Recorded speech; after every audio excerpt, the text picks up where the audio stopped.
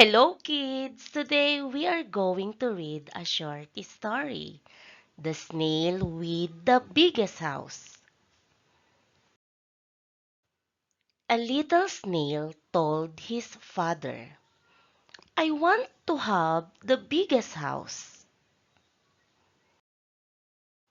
Keep your house light and easy to carry, said his father.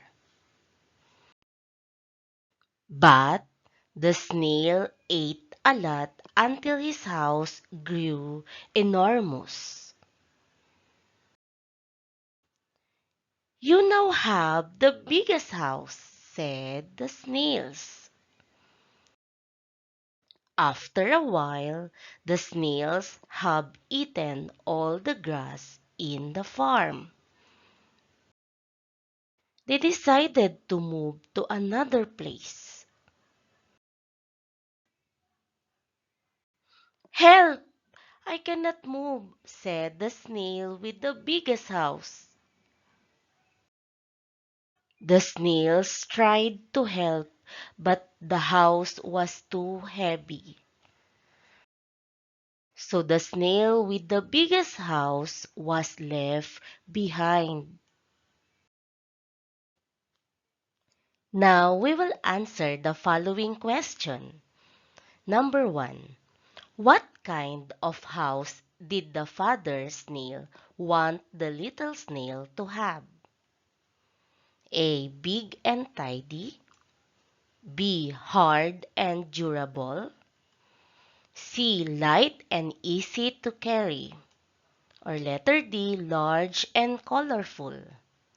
That's right. The answer is letter C. Light and easy to carry.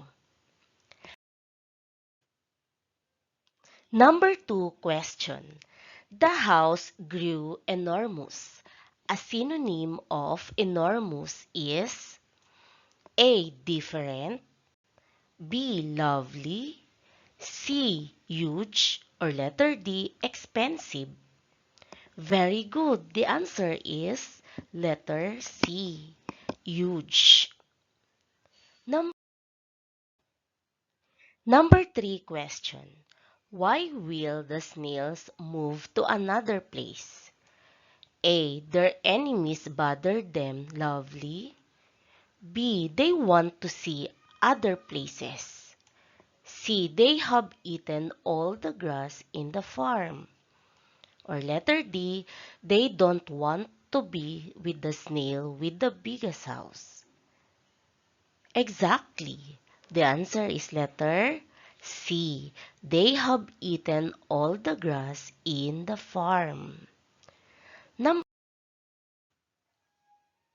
Number 4 question. What was the little snail's problem when they were about to move? A.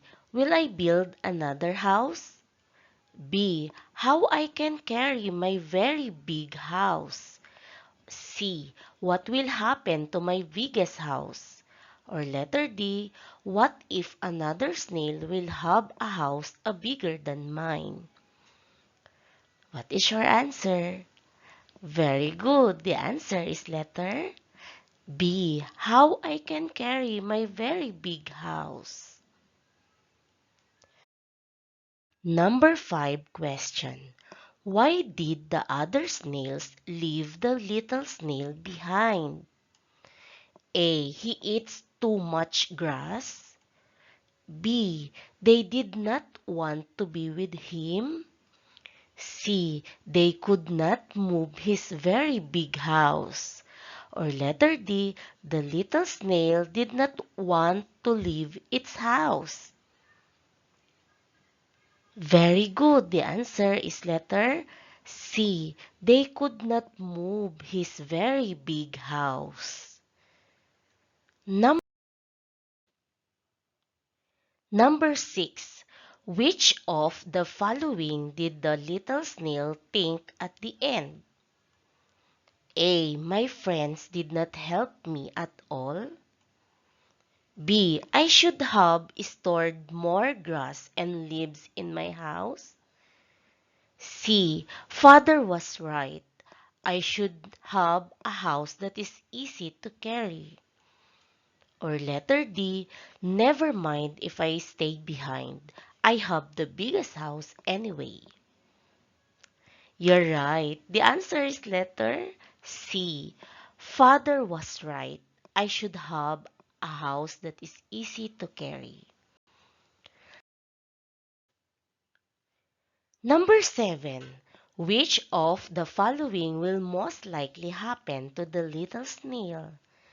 A. It will die of hunger. B. It will destroy its house. Father was right. C. It will follow the other snails. Or letter D. It will live happily in the farm. Very good. The answer is A. It will die of hunger. Good job, kids!